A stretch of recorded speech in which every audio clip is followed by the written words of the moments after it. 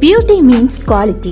Quality പ്രൊഡക്ട്സുകളുമായി നിങ്ങളുടെ സൗന്ദര്യ സങ്കല്പങ്ങളെ സാക്ഷാത്കരിക്കുന്നതിന് ഞങ്ങളുണ്ട് കൂടെ. Royal beauty parlour and spa, Chelakkara. Pazhayannur Manjadi പാടശേഖരത്തിൽ കൃഷി സാധ്യമാകാതെ ജീവിതം വഴിമുട്ടി കർഷകർ. തോടുകളുടെ ബണ്ട് തകർന്നതാണ് പ്രതിസന്ധിക്ക് കാരണം. പഴയന്നൂർ പഞ്ചായത്ത് മാഞ്ചാടി പാടശേഖരത്തിൽ കുട്ടാലപ്പാടം നെൽകർഷകരാണ് തോടിന്റെ ഭിത്തി ഇടിഞ്ഞു വീഴുന്നതുമൂലം കഴിഞ്ഞ 2 വർഷമായി കൃഷി ചെയ്യുവാൻ സാധിക്കാതിരിക്കുന്നത്. കഴിഞ്ഞ പ്രളയക്കെടുതിയിൽ തകർന്ന സമയത്ത് അധികൃതർ പുനർനിർമ്മിച്ച വെന്നൂർ കുഴിക്കക്കുളമ്പിൽ നിന്നുത്ഭവിച്ചു വരുന്ന തോടിന്റെയും കാളിയ റോഡ് തിരുമണി ഭാഗത്തു നിന്നും എത്തിച്ചേരുന്ന തോടിന്റെ ബണ്ടുമാണ് പൊട്ടി വീണ്ടും തകർന്നു പോയിരിക്കുന്നത്.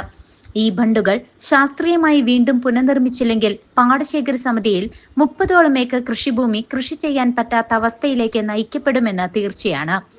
കാളിയ റോഡ് തിരുമണി ഭാഗത്തു നിന്നും ഒഴുകി പാലക്കാട് ജില്ലയുടെ അതിർത്തിയിലൂടെ എത്തിച്ചേർന്ന് തൃശൂർ പാലക്കാട് ജില്ലകളുടെ അതിർത്തിയിലൂടെ ഒഴുകുന്ന വലിയ തോട് നേരെ കുട്ടാലപ്പാടത്തിന്റെ കൈവഴികളിലൂടെ ഒഴുകി വീണ്ടും പാലക്കാട് ജില്ലയിലേക്ക് തന്നെ വന്നു ചേരുന്നു.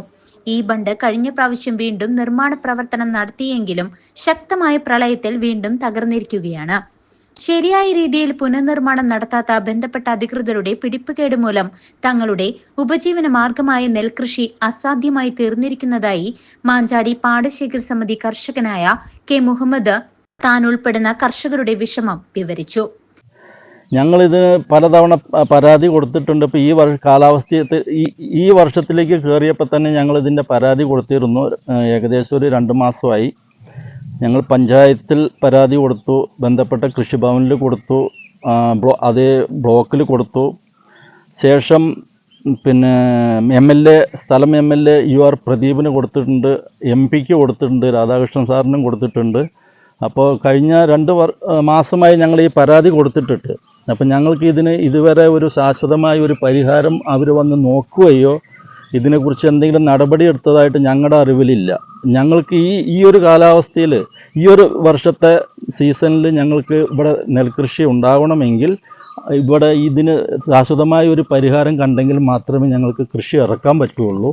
ഇതേപോലെ തന്നെ ഞങ്ങൾക്ക് ഈ തോടിൻ്റെ പല ഭാഗങ്ങളിലും പല പ്രശ്നങ്ങളുണ്ട്. ഇത് ഒരു ഭാഗം കിട്ടുമ്പോൾ മറുഭാഗം പൊളിയുക എന്നുള്ളൊരു സംവിധാനവും കൂടിയുണ്ട്. തോടിൻ്റെ ബണ്ടും ടോട്ടലി ദ്രവിച്ച് കിടക്കുന്ന ഒരു സിറ്റുവേഷനാണ്. അപ്പോൾ ഇതിന് ഗവൺമെൻറ് ഇടപെട്ട് ഞങ്ങളുടെ മെമ്പർ മുതൽ ബ്ലോക്കും MLA MP വരെ ഞങ്ങൾ പരാതി കൊടുത്തിട്ടുണ്ട്. അതിൻ്റെ അക്നോളജ്മെൻറ്റ് ഞങ്ങളുടെ കയ്യിലുണ്ട്. അപ്പോൾ ഇതിന് എത്രയും പെട്ടെന്ന് ഒരു നടപടി ഉണ്ടാവണമെന്നാണ് ഞങ്ങൾ ആഗ്രഹിക്കുന്നത്. കൃഷിയുമായി ബന്ധപ്പെട്ടവരെ തങ്ങളുടെ ദുരവസ്ഥ അറിയിപ്പിക്കാറുണ്ടെങ്കിലും ഭദ്രകർണങ്ങൾ ആവശ്യമായ നടപടി സ്വീകരിക്കുന്നില്ല എന്ന് മഴയെ മാത്രം ആശ്രയിച്ച് നെൽകൃഷി ചെയ്യുന്ന ഈ പാടശേഖര സമിതിയിലുള്ള കർഷകർ ഒരേ സ്വരത്തിൽ പറയുന്നു. M വിശ്വനാഥൻ, പ്രഭാകരൻ മാഞ്ചാടി എന്നീ കർഷകരും നിലവിലുള്ള അവസ്ഥയും അധികൃതരുടെ നിലപാടുകൾ മൂലം മേഖലയിലെ കർഷകർ അനുഭവിക്കുന്ന വിഷമതകളും പങ്കുവച്ചു. അപ്പോൾ ഞങ്ങൾക്ക് കഴിഞ്ഞ വർഷം ഇതേമാതിരി പൊട്ടി കൃഷിഭവൻ വന്ന് നോക്കുകയും അവർ വന്ന് എല്ലാം ഫോട്ടോ എല്ലാം അടക്കം എടുത്ത് കൊണ്ടുപോവുകയും ചെയ്തു. അപേക്ഷയെല്ലാം സ്വീകരിക്കുകയും ചെയ്തു. പക്ഷേ അതിനൊരു നടപടിയോ അല്ലെങ്കിൽ അതിന് നഷ്ടപ്പെട്ടതിന് ഒരു ആനുകൂല്യം ഞങ്ങൾക്ക് ലഭിച്ചിട്ടില്ല. ഇതേമാതിരി തുടർന്ന് പോവുകയാണെങ്കിൽ ഈ വർഷം കർഷകർക്ക് കൃഷി ഇറക്കാൻ പറ്റാത്ത അവസ്ഥ. അതുകൊണ്ട് പെട്ടെന്ന് വേണ്ട നടപടികൾ ഗവൺമെൻറ്റിൽ നിന്നും മറ്റു മുഖാന്തരം എല്ലാം ഉണ്ടാകണമെന്ന് വിനീതമായി അഭ്യർത്ഥിക്കുന്നു.